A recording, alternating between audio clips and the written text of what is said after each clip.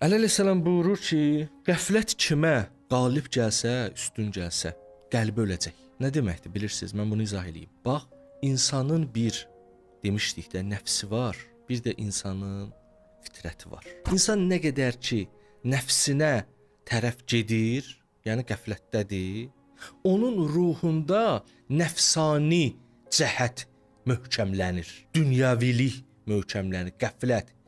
Niyə? Çünki nəfsə tabe olmağın nəticəsi ruhda belədir. Bilirsiniz nəyə oxşuyur? Yəni biz necə təsirlənirik? Məsələn, biz övladlarımızı nə üçün üzr istəyirəm, söyüş söyən falan qrupların içində qoymuruq qalsın. Niyə? Çünki baxmayaraq ki, mənim uşağım yaxşıdır, amma orada qalandan sonra artıq o cür olacaq. Təsirlənən varlıq, sentimental varlıqdır insan. İnsanın bir fitrəti trayektoriyasına uyğun təsirlənmə var. Bir də nəfsin istəklərinə uyğun təsirlənmə var. Allah buyurur ki, bizə ümumiyyətlə dini mətnlər, Əli əleyhissalamın sözündən də bu çıxır da ki, əgər biz qəflətdə olsaq, qəflətdə olmaq nə deməkdir? Yəni fitrətin trayektoriyası üzrə getmirik.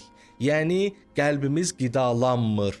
Yəni ruhumuza mənəvi qidalar vermirik. Əgər belə deyilsə, bəs bu tərəfdən qidalanırsa, deməli sənin ruhun bu tərəfdə bərkiyir. Baxın, bərkiyir. Ona əleyhissalam ölür deyir. Qəlb ölür. Qəlb ölür bilirsiniz nə deməkdir? İslam elmi bizə bunu belə anladır. Qəlb ölür budur ki, anlaması azalır, hiss eləməsi azalır. Tamam öləndə bilirsiniz nə olur? Tamam öləndə bir insana nə eləsən də heç vaxt imandan heç nə anlada bilməz. Allah da buyurur ki, xatamallahu ala qulubihim və ala əbsarihim. Belələrinin qəlblərinə deyir möhür vurulub. Ona görə bizə deyilir ki, nə günah etməyin, nə də çox nəfsi istəklərinizin arxasıca olmayın. Niyə? Çünki bu qəflətdir. Nədən qəflətdir? Sən mənəvi qidadan, bəndəlikdən qəflətdəsən. Bu isə qəlbin ölməsinə səbəb olur.